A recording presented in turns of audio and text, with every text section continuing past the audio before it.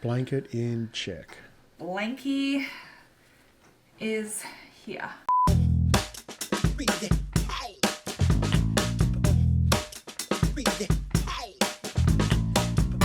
Hey guys, welcome to another episode of the Remind podcast. I'm Dr. Ashleigh Moreland and I am joined by my co-host David Masterton, and today I want to talk about the power of the words help me understand. This is something that has been coming up. I shared about this in my lesson of Rise and Thrive last week. So I run a 10-week live program called Rise and Thrive. And this is something that I shared last week that it always impacts people.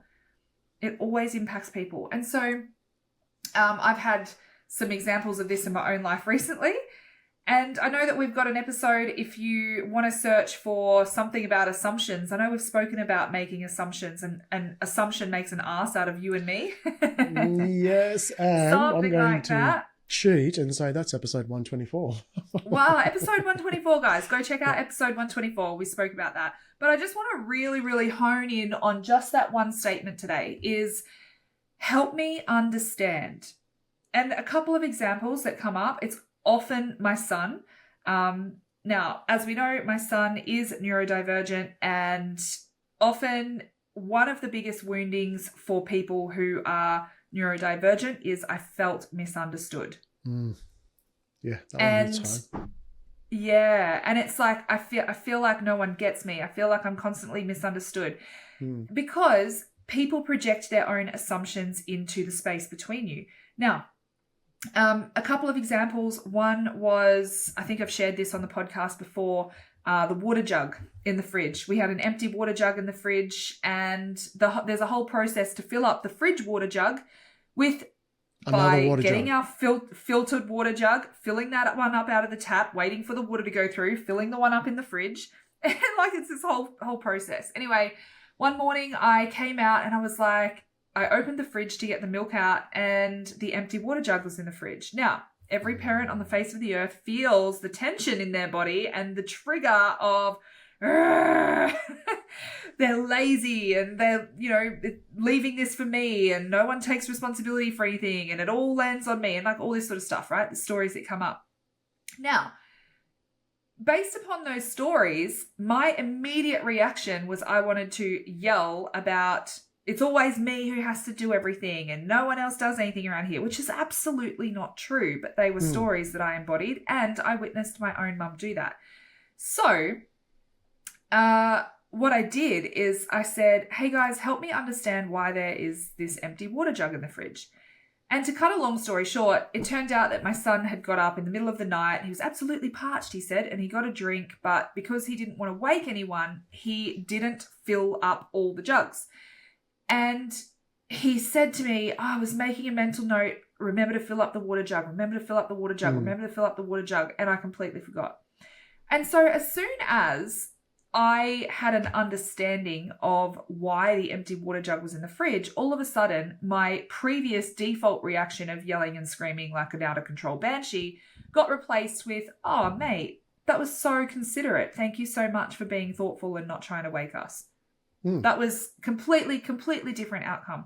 And another one just last week, my son was playing Roblox in the afternoon and I was downstairs working. I had some really big stuff happen in my business and I was just trying to work through that. And my kids were getting their 1 hour of screen time. And once that hour was up, I yelled out to them, hey guys, it's time to turn off screens. But I was so deeply engrossed in what I was doing. A, I didn't confirm that they even heard me. B, I didn't go up and actually check and follow through. And so 2.5 hours later, I went upstairs and both my kids were still on their screens. And I was like, guys, come on, help me understand why you are still on your screens. And they're like, what? You didn't tell us to get off. And I was like, ugh. The only person whose fault it was me. And I was like, okay, I did actually yell out, but you didn't hear me. So can you please turn it off? You've actually been on them for 3.5 hours. Then later, My son said, can I please set up my auto clicker because I was really close to getting this one thing and I really wanted to get it so I don't have to play it, but can I set up my auto clicker? He's doing the garden game in Roblox. Yeah. Must be. Yeah. Build a garden or something. Build a garden. That's it. Anyway, yeah. So he wanted to set up his auto clicker. Anyway, I was like, sure, mate, you can set up your auto clicker. I went into the kitchen. I was doing stuff in there and I went to take the rubbish out to the wheelie bin. And as I walked past, I saw that he was playing the game.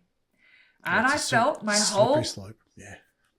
I felt my whole body activate. I was so furious. And again, the magic words said, mate, help me understand what I'm seeing right now because it looks like you're playing the game when you weren't meant to be. You were just meant to be setting up your auto clicker. And he goes, and I was fuming. I was like ready to scream, but I just was like, said to my other self, hold this rage for 1 second.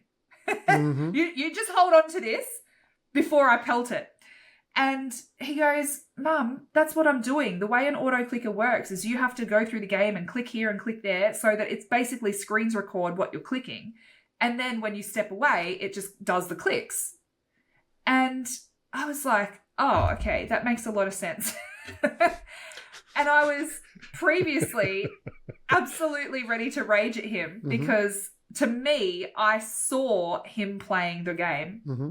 But the only thing that drove that rage was my lack of understanding of what an auto clicker needed to be set up. You were both right. He was playing the game and he was setting up the auto clicker. It's just you thought that the auto clicker was a switch. You just turn it on. Yeah. Open and iPad, so it was my lack switch. Of understanding. Yeah. 100%. It was my lack of understanding that then led to my own emotions of anger. And so I just said to him then, how much longer is it going to take? And he goes, about 1 minute. And I said, okay, perfect. As soon as you've set up your auto clicker, then can you please turn it off? And he's like, yep, sure. And by the time I came back in from taking the rubbish out, it was already off. Like he was already off it. So I could give countless examples of the times where this one statement has prevented a rupture in relationship. Another one that comes to my mind is my husband had put the dishwasher on one night, but then I came the next day and went to unpack it and all the dirty dishes were still fully stacked in the dishwasher and he had never turned it on. And once again, all those old stories came to the surface and I was raging and I was like, how hard is it? Anyway, I said to him, can you please help me understand how come the dishwasher wasn't turned on? Was there any particular reason? And he goes, I completely forgot about that. He said, because I was in a call and he said, we normally have dishwasher tablets, but I couldn't find any dishwasher tablets and I didn't know what I was meant to use and whatever. And when we bought this house, the real estate had given us this basket of like all cleaning products and they had dishwasher powder in there, like this organic dishwasher powder. Gotcha. And in my mind, I was like, I want to just get rid of all the old rubbish stuff before I buy new dishwasher tablets. But he didn't know that. And so once again, the fury of the story that men are lazy and it's all on me and all that sort of stuff just got sat to the side purely because there was a reason that he didn't turn it on. It wasn't a malicious act. My son wasn't sitting there maliciously thinking, how can I really show mum? Like, how can I put this on her? My husband wasn't sitting there thinking, how can I be a lazy so-and-so? There was a legitimate reason. And this help me understand statement, I can't even begin to tell you how many times it has helped me and saved a rupture in relationship in various areas of my life. Well, it's really powerful. But I think what's really important is what happens before that statement. And what happens before that statement is a curiosity that you're missing something. You're open to the fact that what's being triggered is possible, but so is something else. And then consciously though. No. For me, that's not a conscious decision anymore. It's just my absolute go-to, my must go-to is help me understand. And that's the thing that opens space for curiosity. Well, but I'm going to challenge that and say, if you didn't have that curiosity built in, you already know the answer. Therefore, you would have reacted. Right? It's the fact that you sort of stop and go, help me understand, because now you're sort of going, I'm pretty certain that one outcome is I've already got that it. What I'm seeing is right. Is true. And my mouth is open and my sharp teeth are about an inch away from your face and I'm ready to bite down. But I'm also open to the fact that I'm missing something. Right? And so you're not sort of saying I'm wrong, but you're sort of saying I'm allowing there to be something, and a bit like this coin flip, right? There's two sides. You're open to the fact that there's two sides and you're just wondering, has it landed on my side or is there another side that I'm missing? So that's already in play before those words even come out. Those words coming out is the how, not the why. The why is you're open to it. Yeah.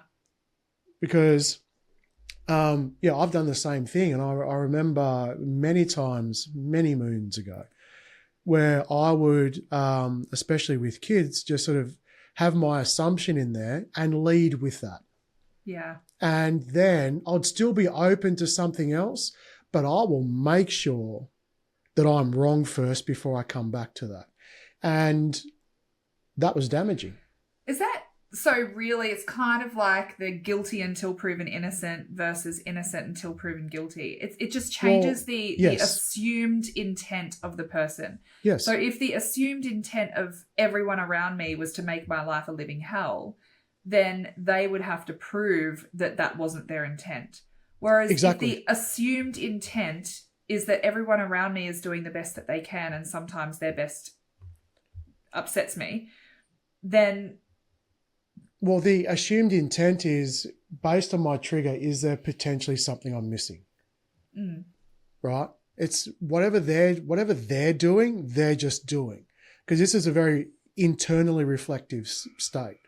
So when it comes to how you dealt with your son and your husband, it could have been you saw him on the game and go, why the hell are you playing the game? Right? That you've led with that. You've assumed he's playing the game and you've said to him, but you've asked the question, why are you playing the game? Because then he turns around, I'm not, I'm doing the click thing. How can you be doing the click thing? And then he tells you, and then you go, oh, okay, I'm sorry. That's damaging, right? Because you've led with your assumption. You're still open to the fact of, oh, okay, I've got new information. And then same with your husband. Why is it so hard for you to turn the dishwasher on? Oh, I forgot. And then da-da-da-da-da-da-da. Oh, okay, I understand now. It's still damaging, right? So you've led with that assumption because first. and it starts with an attack. Yes. And this is a really good point, because it was the way that you said, why are you playing a game, that actually made me think of this, is that even if you said, help me understand, it's not just the words, it's not those magical words in that magical order that solves the problem. It's also how we say it. It's the physiology of it. And so if I said, help me understand what's going on here, totally, that's still an arrow. That's still an attack. Whereas if I just have that tone of voice of actual openness, open to understanding, is, hey, mate, help me understand what's going on here, because it kind of looks like you're playing a game. Yeah, and if you're playing a game, I feel really upset about that. If it feels like help you're me not understand. listening. Yeah, exactly. So the intent and everything that you've been open to was already there, and then the words are just the how.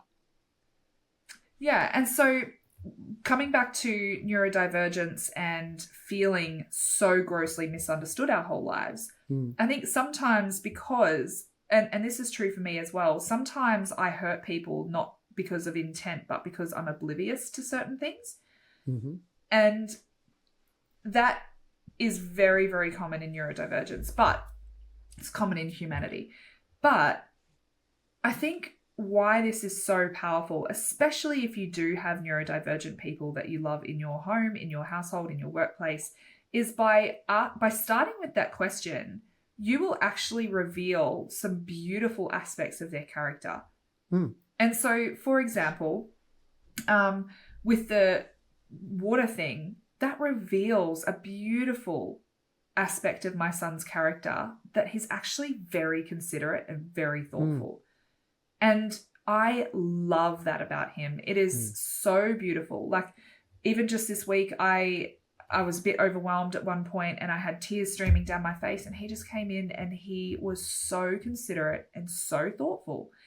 And I see that part of his character come out time and time again. Now, by me asking that question of help me understand, by me posing it that way, it invites his character, his true gifting and his true character to be revealed above and beyond me projecting a character onto him based on my assumptions. So the character that I would project onto him is, you are lazy, you are inconsiderate, you are this, you are that, you are this, you are that. And then I would speak those words into his spirit as if it's truth, and he would adopt to that personality. And that is absolutely gut-wrenching and absolutely heartbreaking. And so something that comes up a lot in my work, and actually this is really big. So we have an ADHD, a self-paced ADHD program, and it's not to help you overcome ADHD. It's to help you thrive with ADHD. And a huge part of that is helping you to overcome the identity and characteristic statements that were projected onto you because people didn't take the time to understand, because you were misunderstood, unfairly accused, etc., etc. And that, I have found, is such an important part of healing, especially in ADHD, because for the most part, people have good intentions. For the most part, people don't wake up every day and go, how can I show my mum I hate her today? Absolutely. Absolutely. And I think there was something I was going to say about how you get to this sort of point, because for me, it wasn't just a natural progression of, oh, I'm aware of this, I can just switch my emotions off. I can't just switch the triggers off. And so what I found was, when I could get to that, I don't necessarily, sometimes I use help me understand, or I might sort of say, can you tell me what's going on here? Are you doing this? And the kids are quite calm about it. But I didn't get to that straight away. What I had to do is go through, let's just take watching your son play the iPad, or thinking he was playing the iPad and disobeying you. I would, the way I got there was, I'd get triggered and I'd feel it, and I'd feel all the emotions. And I also know that sometimes my face comes with subtitles. So it doesn't matter how I say it. Help me understand what the hell is going on, right? It was more like, okay, whoa.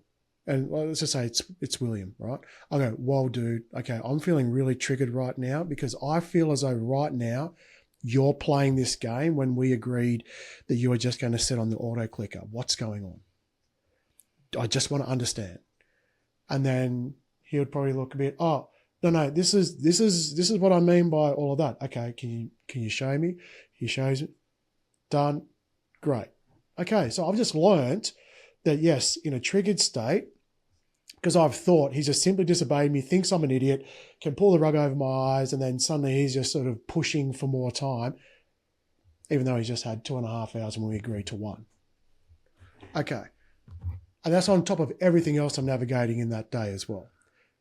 But then, by having that one example of, oh, okay, I was triggered, I honored that trigger, I didn't have to sort of placate it or pretend or push it down. It's like, it was here, and we both carried through all of that. It helped me understand, oh, okay, so the next time it happens, that trigger might be a little bit less, and a little bit less, and a little bit less. And also it means that when I'm talking to William at that point in time, and I can say, whoa, I'm feeling quite triggered because da-da-da-da-da-da-da, the first time he's going to go, wow, have I done something wrong? But the second time he might be like, okay, Dad's just communicating. It's okay to just tell him what's going on. And so it can be a progression into that. as opposed to, oh, why don't you just tell me to be more patient? Why don't you just tell me to be more grateful? Oh, of course, now I know, I'll just do it. It doesn't happen that way. It takes time. And even when, that's the point that I was trying to communicate. So I love that you've added that into the statement, because the point that I wanted to communicate in both of those examples is not that I wasn't triggered. I was triggered. I felt the activation in my body. I was ready to actually rage. I was triggered by it. Mm-hmm. And even with the video game thing, I was triggered by that. But it's that awareness of I've been triggered. And I talk about this often, is 4 stages of emotional intelligence, or 4 aspects to emotional intelligence. 1 is self-awareness. 1 is self-regulation. 1 is social awareness, so awareness of others. And the other is relationship management. So how do we pull it all together and let that drive our actions? And my biggest barrier of emotional intelligence was lack of self-awareness, because I didn't have the awareness of triggers until after I had erupted and I looked at the rubble all around, the trail of destruction. And so that relationship rupture was actually a direct result of my lack of awareness of being triggered. And then the next stage is going, okay, so you have awareness of that trigger. Now, in the moment, acutely, what do we do with that awareness? That's the self-regulation. And I used a silly example of being like, hey, can you hold my rage for a second? Mm-hmm. That's me implementing that self-regulation.